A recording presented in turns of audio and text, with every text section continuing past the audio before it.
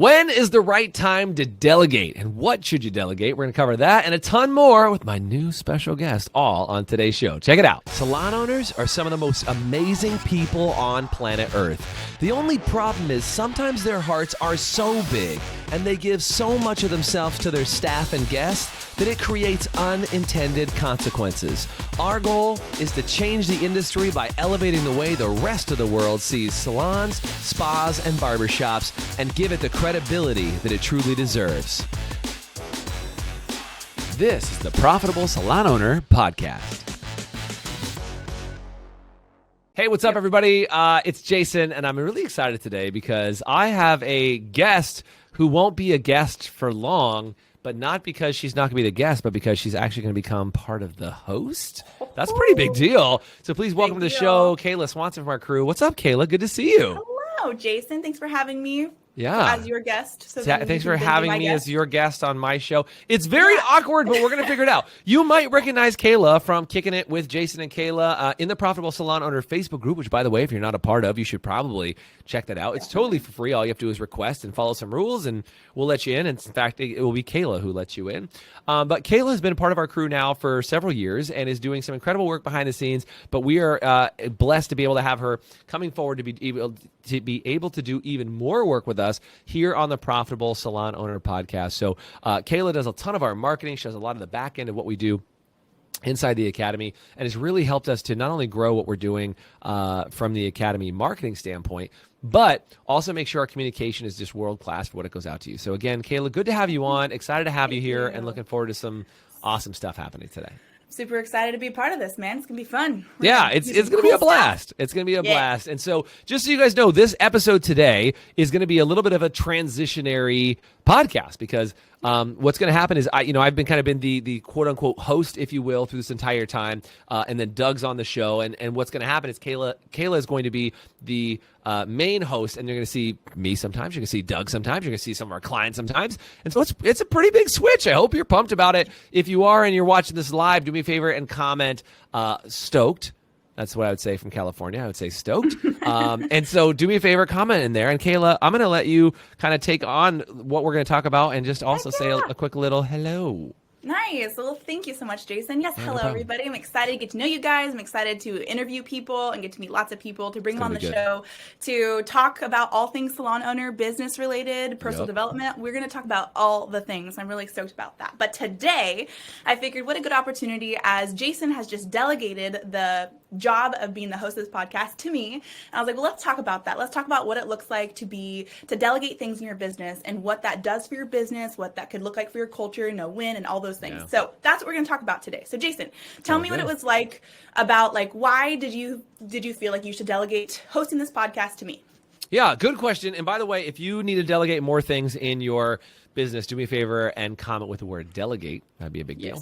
Let's talk about this. So I was actually out at an event doing in Dublin, Ireland, and I was being interviewed on a podcast by the great, the incredible, the ever amazing Zoe. And one of the things about Zoe that I thought was really cool is they were like, listen, how do we interview Jason? And I'm like, the owner of the company's running around doing something else, and Zoe's running around running the podcast, and Zoe was getting interview after interview after interview after interview, and I was like, oh, that's really interesting. The owner of the company doesn't run the podcast. And I was like, well, that's kind of smart, actually.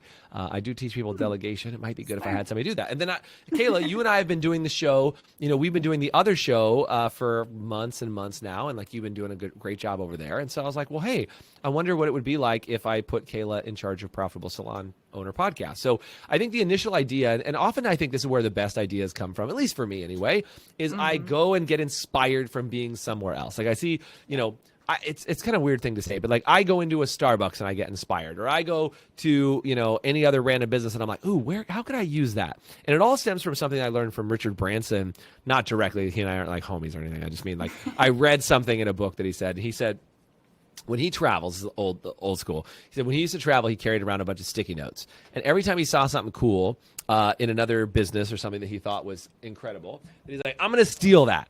Not really steal, but he's going to be like, I'm going to use that. I'm going to use somebody else to run the podcast. He would bring his sticky notes back, and what he would do with his team is he would come back And he would actually put all the sticky notes on the middle of his conference table and then say, all right, team, here's all the cool things I saw. How can we use some of these cool things in our business? And that was how he started kind of like amassing these ideas from his travels. What would he see as he traveled around the world? Because he was very early, kind of a world traveler. And so I think as a business owner, for salons, I think you've got to be inspired by other businesses. I think a lot of people poke me in this vein of, like, oh, you're not from the industry, so how could you possibly help salon owners? Like, it's really funny. I love when people say, Jason, how could you help salons when you've never been a salon owner? Like, you're an imposter. And I'm always like, no, I don't think you understand. I have a superpower because I haven't been a salon owner. I actually see things that they don't see. Yep. And then I go, look, Doug, my business partner, for crying out loud, he's run salons for 16 years, and like the two of us do this together. So I kind of use my superpower, which is never being in a salon as an owner, as a superpower, and he uses a superpower as being a salon owner. And that's what makes the Academy a totally different place than anywhere else on planet Earth because of that.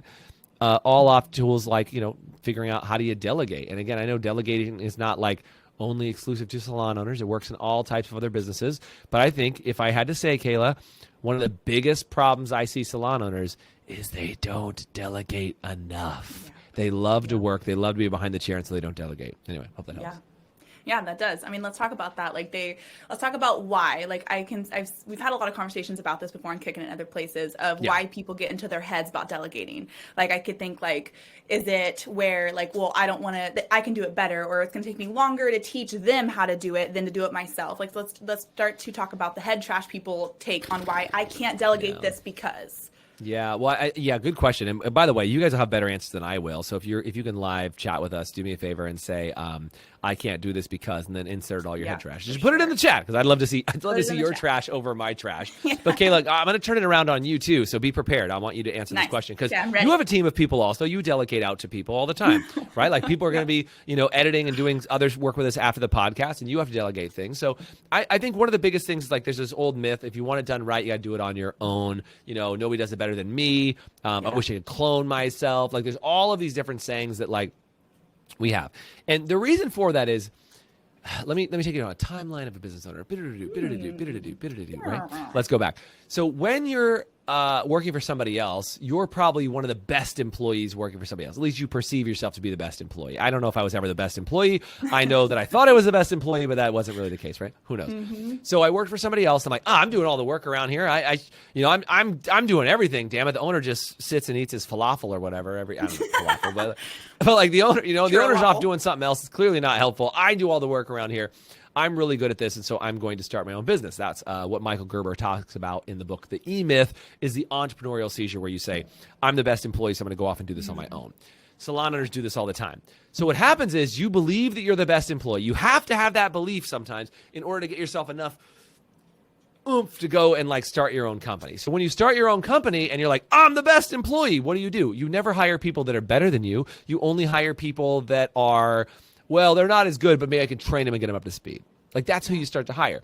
So then you hire people that support the same idea and the same mechanism that you are the best employee. Nobody can outwork you. Nobody can live up to you because you are so stuck in this idea of you have to prove that you're the best employee. You then think that leadership is about leading in front, leading the way, and showing everybody you can outwork everybody because that's what you did when you were in the employees. You just outworked everybody. You were the best employee and you were all those other things. So damn it all, I'm going to keep showing people I'm the best employee. So you work your face off, and then you try and let people catch up to you because you think that's leadership.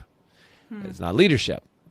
Okay, that's not leadership. But it is what sometimes it takes to become your own boss. But then you have to realize that your job is actually not about bringing on people that are not as good as you, that you can train. Your job as the leader and the owner of the company is actually to empower other people to be better than you at things. Kayla, there are plenty of things you are better than me at. Do I always love to give feedback and advice? Of course I do. But you are better than me at a lot of things, and that's why you are on the team. Every other member of the team is good at something very specifically. And if I hire somebody who is not better than me, then that's a shame on me sort of moment, if that makes sense. Yeah, you want to find the. Does that help a little bit in this framework? Yeah. What stops you from delegating to other people, Kayla? What's tripped you up? You're on the show. You get to weigh in now. Look, a reverse interview. She's like, I was like, let's talk about it. Yeah, well, I was like, let's talk about it. And then you were like, I'm going to put it back on you. I was like, yeah, I'm not very good at delegating. Yes. Well, but what stops you from delegating? What are you worried that's going to happen, Kayla? I start to get I know that everybody has a lot on their plate. And I was like, okay, so when things start on my plate, I have, I'm really good at hiring people or to bring people on my team who can do new things, but to or take over things. Yeah. You're like, okay, we're going to give you a new task or things like that. Or I hired you for this role and you know that this is your role. So I hired you on to take this on. But then when I have other things like, oh, they could do this too. Or I start to, okay, they're cruising. Now I could give them more. Then I start to be like, oh, but I'm already doing it. And I'm already and I start to get in my own head. Oh, so you're a guilty not delegator. You don't like the guilt of delegating. Yeah. Can I tell you something? Can I tell you something that Dan Martell told me? Dan Martell wrote, I was trying to draw a blank. I've got like 50 of his books right outside. I forgot what it's called. Anyway, Buy Back Your Time. That's the name of his book, Buy Back Your Time. I've been talking about it a lot. Nice. Whew, it almost escaped me. But he talked about Buy Back Your Time. I said, I said, Dan, how do you deal with a delegation? And he said, Jason, you just got to be really grateful for your team all the time. He said, if you feel guilty, because he said house staff, if you have somebody who works in your house or something like that, I'm like, this is so weird. People are rearranging my underwear. What? This is such a weird thing. And he's like, you just got to be really grateful. Thank you for taking that on, or thank you for getting it accomplished, or because I have a house manager, and I'm like, how do I really it's they're doing things that are the little crap tasks I don't want to do. And you know what's funny? My house manager was opening up my mail and doing some stuff the other day. And I was like, thanks so much for doing this. And she was just she's like, no, it means a lot. She's like, this is really easy for me to do. And she's like, it's not easy for me to do it for myself, but it's easy for me to do it for you because I'm not emotionally tied to any of this stuff. And I'm like, oh, thank you. I really appreciate it. She's like, thank you for saying thank you. It was just this good exchange of being grateful for the team. So I would just encourage you to continue to be so grateful for your team. I know you are. I know you love on your crew, but I just think it's that framework of how do you get out of the guilt is you just show some gratitude that makes you frame the whole thing differently. I mean, thinking back to you delegating this to me, it's an opportunity for me to grow and for me to learn 100%. New things and new skills and to just step up. And so I'm grateful for this. So I turn it back on my team, being grateful for the task to be given. Give me opportunities to do bigger tasks, more complicated tasks, to show up bigger and do something different. Sure. Yeah. Well, and by the way, if you guys are digging what Kayla is saying, and if you're enjoying her as a host, do me a favor, say hostess with the mostest, or say welcome Kayla to the show, whatever you got. And we got to take a quick commercial break. When we come back, we're going to chat a little bit more not only about delegation of what you can do, we're going to take a little bit of a left turn and give you guys some more framework of what we're going to do. But do me a favor, stick around. We'll be right back after the short break. Hey, HPSA listeners, let me ask you this. Are you tired of not knowing what your hair color is costing you on every appointment and watching it chew up your profit?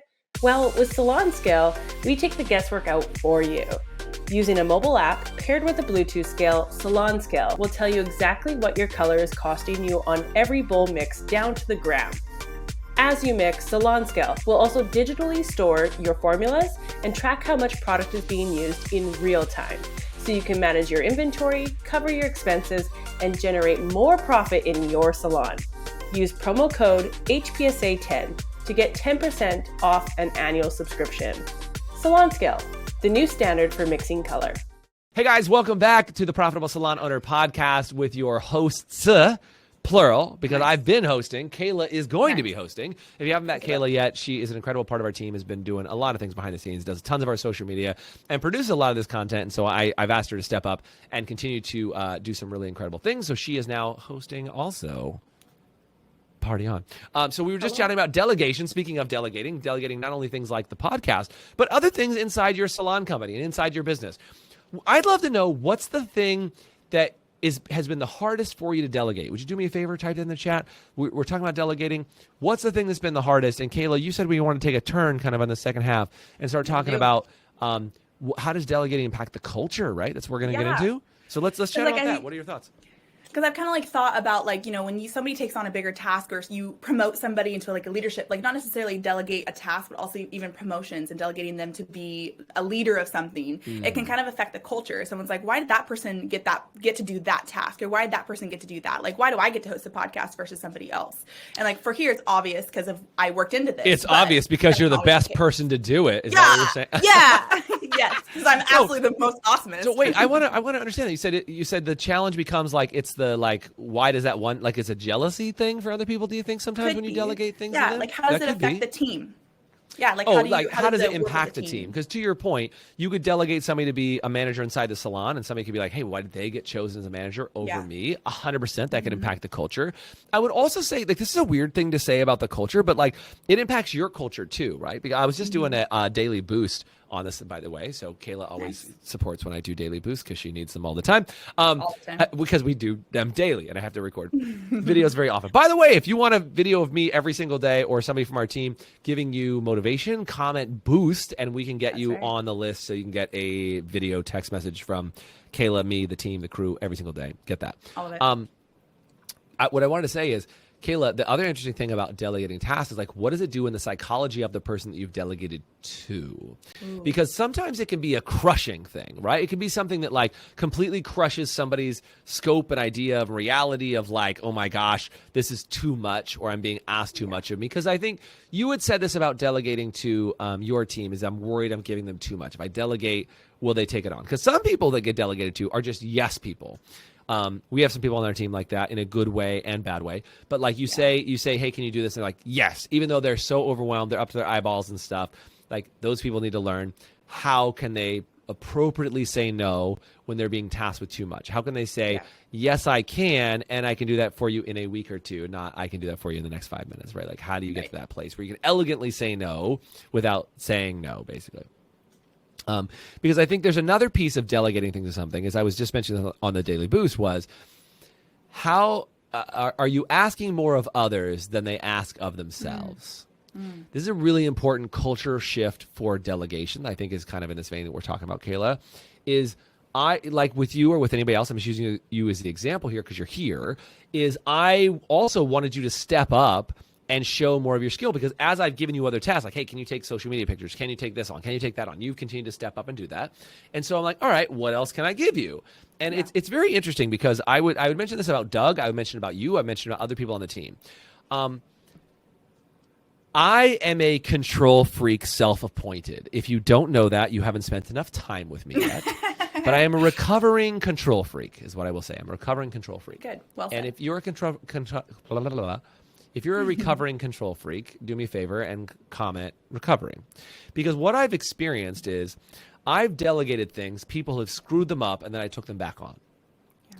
So it's very rare, or it used to be very rare. In the 15 years I've done this, it used to be rare that I would delegate something and it wouldn't get screwed up or it wouldn't get done at 20% of what I wanted. And I was like, this is stupid. I should have done it by myself. And again, remember, I hired people that were at a different level of operation than me because I thought I had to be the everything as the business owner. So now the question becomes, well, what happens if I'm asking more of others than they ask themselves? I'm asking Kayla to step up. They number one, have to step up and do big, incredible things. But you also have to use a level of kid gloves to give somebody only what you think they can handle. Yeah.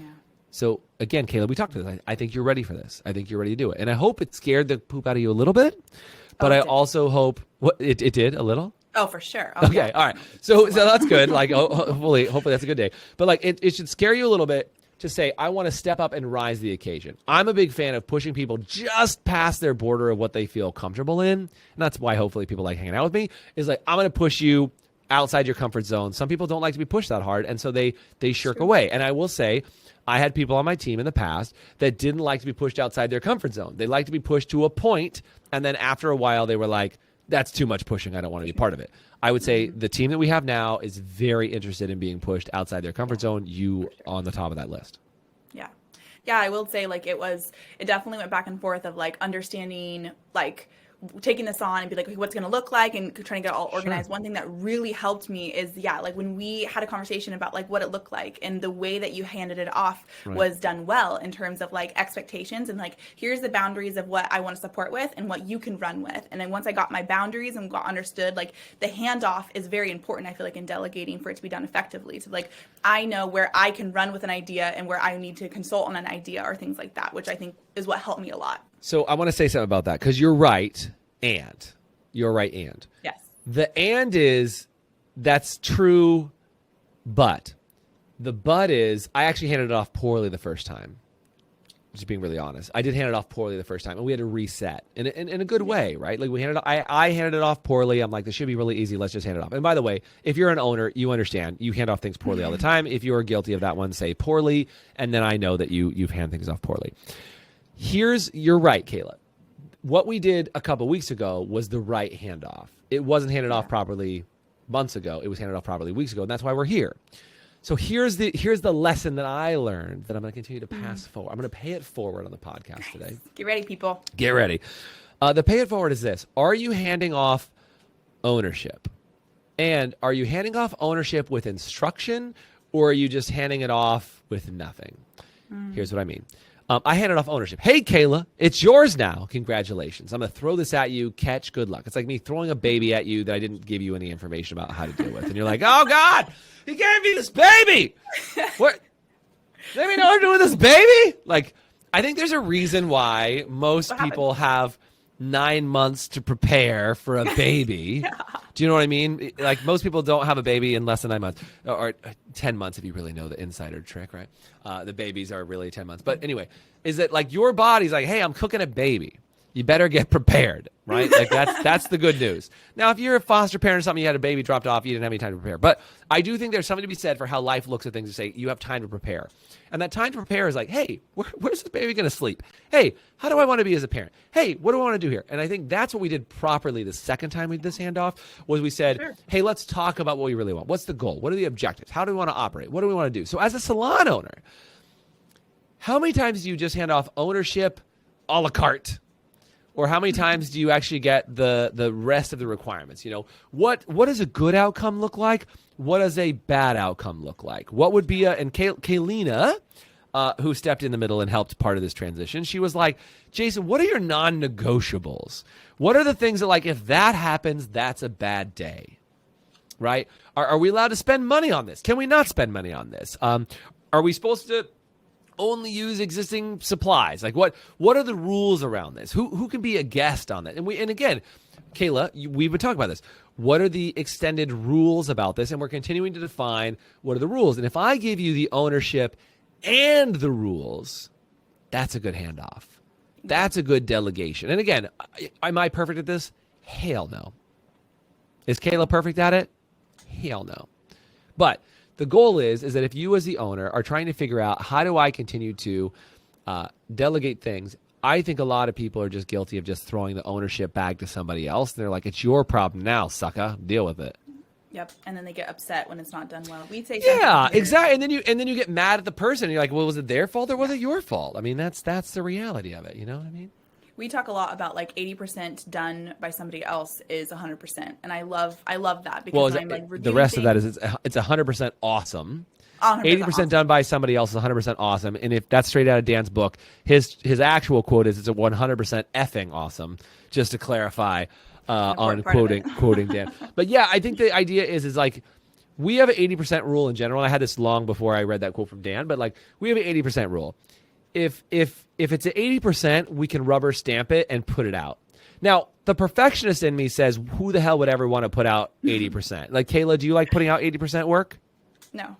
I don't like putting out 80% work. I assume everybody on my team hates putting out 80% work. But if you wait for it to be 100%, number one, somebody else will beat you to market. If you're working for it to be perfect, somebody else will beat you just because they don't have the same resistance points. And your polish against somebody else's polish. Like, I would say a lot of the work that we put out, our 80% is a lot of other people's 100%. Let's be really honest. Like, that's the reality, right? But are there other people that put out better stuff than us? Of course. Of course. But I'm just happy that we're putting out and we're moving. I think the 80% rule is really designed to break a bad habit from perfectionists. Yep. That's what it's designed to do. And of course, your 80% today will be your 100% tomorrow. Like, you know, tomorrow's 100%, or what do I say? Tomorrow's 80% is today's 100%. Yeah. That's what I'm looking to say. And it leaves like nothing is ever 100%. If you really think about it, there's always it can room to never be improve 100%. and absolutely everything that you do. So if you get it up to a percentage, like, yeah, I can put this out, and but it could have improvements. Absolutely. Like everything I showed Jason, he's like, yeah, I like, that's good. I also have comments on ways that could be done better, because Jason's always looking to improve on everything that we do. And so he always will have things like, yeah, maybe this and that, but yes, that can go out. And that helps me to be able to know my boundaries too, of like, okay, what can go out and what can be improved on, or yes, it can go out, but next time let's make these improvements. So can I bring up another subject that I think is important for what we're talking about? Yes. When you delegate, you need to have a good relationship with whom you delegate to, because Kayla and I have dealt with this one too, is what is your relationship with feedback? Right? Because, and you and I've talked about this, and again, in a great way, right? Is like, you got to understand, like, I am a feedback person. I have, my quote is, I eat feedback for breakfast. Like, give me the feedback. I want it. Punch me. Give it to me. Like, I want all the feedback. Like, if somebody gives me feedback, I'm good to go. Now, let me be really clear about the feedback that I'm willing to accept, because this is really important. I am willing to accept feedback from someone who has more experience than me in that area. So if I'm talking about building wealth or money, they better have more wealth and more money than I have. If I'm talking about relationships, they better be in a better relationship than I am. For example, I used to have an old boss who was divorced. He would always dish out relationship advice. And I'm like, not qualified, not the right person. And he's like, well, I know what all not to do. I'm like, yeah, that's not what I'm looking. I'm not, you don't have success in that area, so I won't take advice from you. Because his advice was, when I told him I was going to get married, his advice was, well, that won't last very long. Like, come on, man. Like, that's not good advice, right? Anyway, I bring this all up because if, as the advice giver, you don't have permission to give advice, it won't be well received. You can also crush somebody's ability to take actions again if the advice that you give is too much for them. And, I think a lot of times, like Kayla, this is not only you, this is everybody, but a lot of people come and say, hey, Jason, let me show you this thing. Let me show you this magic thing that I've worked on and it's completed. Let me show it to you. And their expectation is they come looking for an attaboy or attagirl or whatever you want to say. Is it like, tell me, Kaylina says, tell me I'm pretty, right? Like, tell me I'm pretty. Like, she comes for the like, that was amazing, right? You just are going to tell me this is super good. And if they're not looking for feedback and you give it to them, it can crush their ego. Because they're like, I just spent I just spent like 28 hours on that thing, and like it should be perfect. Like, isn't it? It's awesome, right? Like, it's awesome. And I'm like, yeah, it's pretty good. But can you give me 3 more versions so I can make another decision? And you're like, like what? What are you doing to me? Like, and that's why it's part of production, our production process. Kayla, this is your department. Part of production, I'm like, look, if you're gonna come to me with a logo or a thing or whatever, give me 3. Give me 3. Don't just give me 1 and say, this is the perfect baby that has no errors, because you're too attached to that one. Right. But if you give me 3, I might go, yeah, number 2, let's rock and roll. Good to go. And then your ego's not crushed. But if you're like, this is the one perfect thing that I think is better than all of them, and I say I want to revise it, well, now I'm crushing your ego, because your entire identity has been wrapped up in all the work that you've done and all this other stuff, and da-da-da-da-da-da. And it creates a huge problem. Yeah. You want to say anything about that on your end, Kayla? Yeah, I mean, from the person receiving the feedback, things like that, I definitely have had to do my own learning and growing. Soul searching. Learning and growing. I like it. I've had some isolation retreats, I've had to really work through this. Some quiet, cold tank chambers. Yeah. Sat in some ice water, had some revelations. Anyway, I've had to really work through receiving feedback and what that looks like. And I think that it's also beneficial of us building our own, using you since you're here, us building our own relationship of how we communicate with each other, and just being able to, I think for me, learning how to, inside of the feedback that you give me, not to just take it and okay, sounds good, and walk away, but to ask questions and get understanding and make it more of a no, we're working on this together, and we both want the same thing, is we want a really cool product to produce and put out, and to kind of get aligned with what you're looking for, and your feedback is also aligned, and we're on the same path. You're not against me, you're for me, but doing it better, and to be able to learn from that. So we just did a whole training on this where it's you and I are working to solve a problem together. It's not you versus I and who's right. It's this idea that there's a thing that needs to get accomplished, and we're both looking at it to solve it. And I think sometimes what happens is you have, and this could be anybody, but the person has something in mind, the other person has something in mind, and they put a thing in the middle and they fight over it, versus we're both looking at the same thing in order to make it better. Don't come with your best version that will crush your ego if it's not done right. and also give some grace for the person who's not. I think it's a two-way street, right? Two-way. The person giving the feedback needs to understand that they've worked hard on it. The person receiving the feedback needs to understand that this is a thing that we're working on together that was delegated to them, not it's my thing that if I don't get it perfect, it's going to be wrong. I think that makes a huge difference in delegation. Kayla, this has been good. Is this been fun? Your first show, like making this happen? Oh man, yeah. I was like really nervous and working through this, and I'm like sitting here. I'm like, gosh, this is so fun. Are you kidding me? This is a good. I can't wait for all the jokes and all the good things to come out. You know, you guys are gonna it's hear going a lot. to be good. Yeah. So if you guys want more help on delegation, or you want some support, do me a favor. Check out our Profitable Salon Owner Facebook group. Do me a favor. Subscribe to the show. Do whatever you got to do. It also really helps us if you're willing to give us a rating on the show. Ideally, a good rating. Is that weird to say? Like if you sat through this whole show and you hated it, then I just did a whole video yesterday on haters. So actually, no, I'm not going to say give us a bad review. But if you hate the show, at least put a comment down so you can get us some additional SEO or some juice. Give me some social juice by commenting. Feedback, you know? Feedback. Apparently feedback, Breakfast with Champions. But yeah, if you have ideas of how to improve the show, feel free. Send an email to we're-not-gonna-read-this@highperformancesalon.com, and it should be really good. No, but I'm just kidding. But yeah, do me a favor, guys. If you want to see more shows, and prepare yourself. Kayla's going to be running the show from here on out. You'll be seeing me back. I'm not going anywhere. I'm just going to be in and out, and Kayla's going to interview clients and guests and Doug and me and everything in between. And if you're excited about that, do me a favor and say excited in the comments section. So Kayla, great, congratulations.